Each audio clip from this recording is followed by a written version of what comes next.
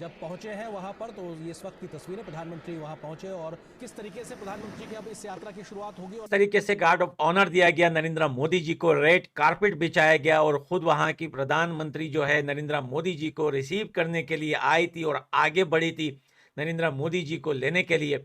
तो ये होती है सम्मान, ये होती है इज्जत। उधर जो है भारत जो है वो फ्रांस पहुंचे हुए हैं, वहां पे मोदी साहब जो है बेस्टाइल डे पे पहुंचेंगे और एक नया जो है वो तारीख रकम करने जा रहे हैं। फ्रांस में भारत के यूपीआई के उपयोग को लेकर भी समझौता हो गया है।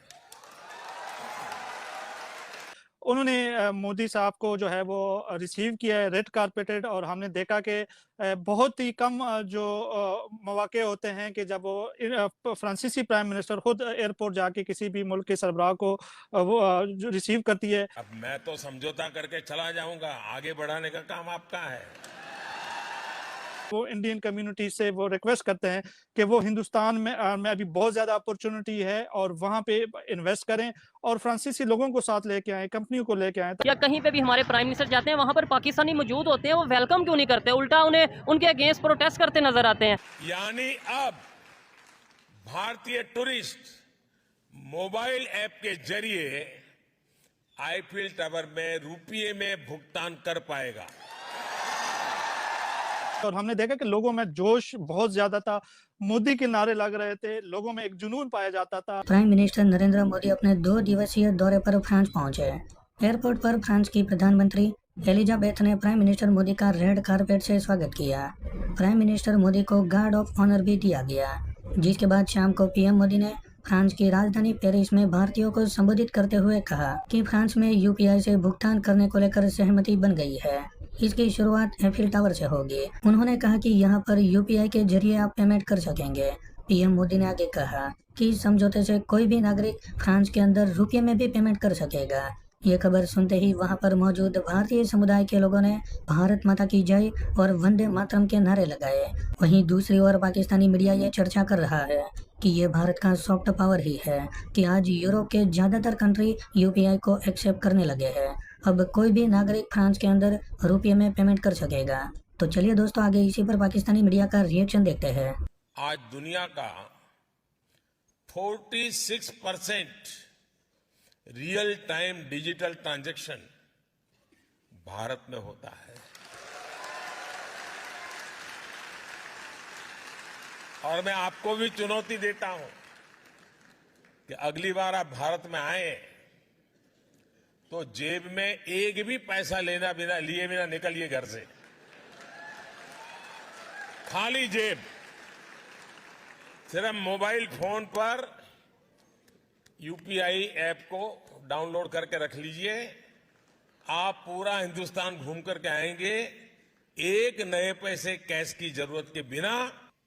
फ्रांस में भारत के यूपीआई के उपयोग को लेकर भी समझौता हो गया है।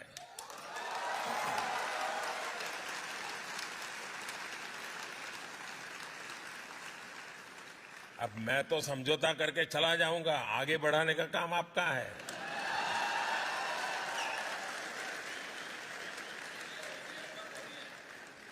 साथियों, आने वाले दिनों में इसकी शुरुआत आईफिल टावर से की जाएगी। यानी अब भारतीय टूरिस्ट मोबाइल ऐप के जरिए आईफिल टावर में रुपये में भुगतान कर पाएगा। तो यहाँ के जो प्राइम मिनिस्टर है, उन्होंने मोदी साहब को जो है वो रिसीव किया है रेड कारपेटेड, और हमने देखा कि बहुत ही कम जो मौके होते हैं कि जब वो फ्रांसीसी प्राइम मिनिस्टर खुद एयरपोर्ट जाके किसी भी मुल्क के सरबराह को वो जो रिसीव करती है। उसके बाद नरेंद्र मोदी साहब जो है वो अपने होटल वापस जाते हैं और वहाँ पे कुछ टाइम आराम करने के बाद यहाँ के जो फ्रेंच सेनेटर्स हैं उनके साथ एक मीटिंग उनकी होती है, जिसमें हिंदुस्तान और फ्रांस के दरमियान ताल्लुकात के हवाले से, कुछ मुआहदों के हवाले से बातचीत की जाती है। और उसके बाद वो जाते हैं यहाँ पे रिवर सीन के ऊपर। एक पिछले कुछ दिन पहले एक फेस्टिवल हुआ था इंडियन कल्चर को प्रमोशन के हवाले से, जिसका नाम था नमस्ते फ्रांस। वहाँ पर वो कम्युनिटी के साथ वो मिलते हैं, वहाँ पे कुछ 1.25 घंटे की वो तकरीर करते हैं और उसमें वो कम्युनिटी को फ्रांस और जो हिंदुस्तान के जो ताल्लुकात हैं उसके हवाले से बताते हैं, जो हिंदुस्तान के हवाले से जो वहाँ पे प्रोजेक्ट चल रहे हैं, उसके हवाले से बताते हैं और वो इंडियन कम्युनिटी से वो रिक्वेस्ट करते हैं कि वो हिंदुस्तान में अभी बहुत ज़्यादा अपॉर्चुनिटी है और वहाँ पे इन्वेस्ट करें और फ्रांसीसी लोगों को साथ लेके आएँ, कंपनियों को लेके आएँ ताकि वहाँ पे जो है वो हिंदुस्तान के अंदर वो वहाँ पे सरमायाकारी करें। जी। अच्छा, ये जो 1 घंटे का खिताब था, इसमें बड़े नारे लगाए गए। आप एक बड़ा मजमा था, बड़ी गैदरिंग थी, आपके ख्याल में कितने ज़्यादा लोग थे? जी देखिए, ये लोगों की तादाद हज़ारों में थी और बहुत बड़ा मजमा था। क्राउड फुल था, वहाँ पे सिक्योरिटी की भी इंतहाई सख्त इंतज़ामात किए गए थे और हमने देखा कि लोगों में जोश बहुत ज़्यादा था। मोदी के नारे लग रहे थे, लोगों में एक जुनून पाया जाता था, लोगों में एक वालेहाना मोहब्बत हम देख रहे थे कि मोदी के हवाले से वो बहुत जज़्बाती हो रहे थे। हमने देखा कि जैसे ही वज़ीर-ए-आज़म जो हिंदुस्तान के मोदी जब वो स्टेज पे आए, तो लोग उठ के उनका इस्तकबाल किया नारों के साथ और उनके हाथों में जो भारतीय परचम भी थे और उन्होंने मोदी के हवाले से बहुत नाराबाजी की। लोगों में इंतहाई जोश पाया जाता है। तो हमने देखा कि यहाँ पे जो ओवरसीज़ जो इंडियन है, वो भी मोदी को बहुत ज़्यादा पसंद करते हैं और मोदी के हवाले से उनकी जो आज वालेहाना इस्तकबाल है, वो हमने देखा है। जी। तो अच्छा, ये बताइए कि वहाँ पर कितनी बड़ी तादाद है? काफ़ी इंडियंस हैं और वो किन शोबों में आपको ज़्यादा काम करते हुए नज़र आते हैं? देखिए यहाँ पे अगर आप कंपेयर कर लें इंडियंस कम्युनिटी को पाकिस्तानी कम्युनिटी के साथ, तो पाकिस्तानी कम्युनिटी इंडियन कम्युनिटी से ज़्यादा है। लेकिन हमारे जब इंडियंस को आप देखेंगे तो वो ज़्यादातर बैंकिंग सेक्टर में हैं और ज़्यादातर यहाँ पे स्टूडेंट हैं, आला तालीम हासिल करने के लिए आए हुए हैं या कुछ लोग कारोबारी लोग भी हैं। ज़्यादातर जो है ये यहाँ पे जो अक्सरियत है वो पंजाब से ताल्लुक़ रखती है, सिख कम्युनिटी से ताल्लुक़ रखती है। उसके बाद हम देखते हैं कि जो गुजरात और जो दूसरा जो साउथ ऑफ इंडिया है, वहाँ से बहुत ज़्यादा एक बड़ी आबादी है और वो ज़्यादातर कारोबारी लोग हैं यहाँ पर। आप इस एंगल से देखें, बार-बार इस चीज़ का कहा जाता है जी कि वो मोदी इज़ रेसिस्ट, आरएसएस, हिंदुत्व का आईडी। यार Hindustan is for Hindus, it is their country. तो बिल्कुल, और उन्होंने अगर उनको पैट्रियटिज्म, उन्होंने नेशनलिज्म दिया है, you have to give them credit for that. आपको कॉपी करना चाहिए।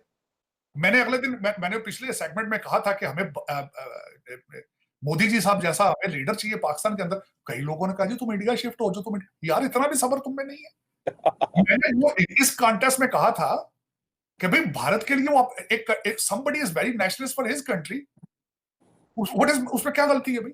हमें मोदी साहब जैसा लीडर चाहिए जो पाकिस्तान के लिए मुखलिस हो, जिसके अंदर पाकिस्तान के लिए नेशनलिज्म हो।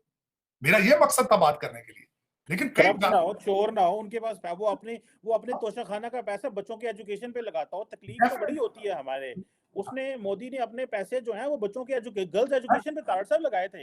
ये इन्हां दा पता लगदा कड़ियां वे छड़ देने ते जादू टूने कर देने फिर गल्लां ते करनी ने। भारतीय डायस्पोरा की भारत के साथ लॉयल्टी की सबसे बड़ी रीजन ये है कि उन्हें पता है कि Bharat is on the right track. सबसे बड़ी बात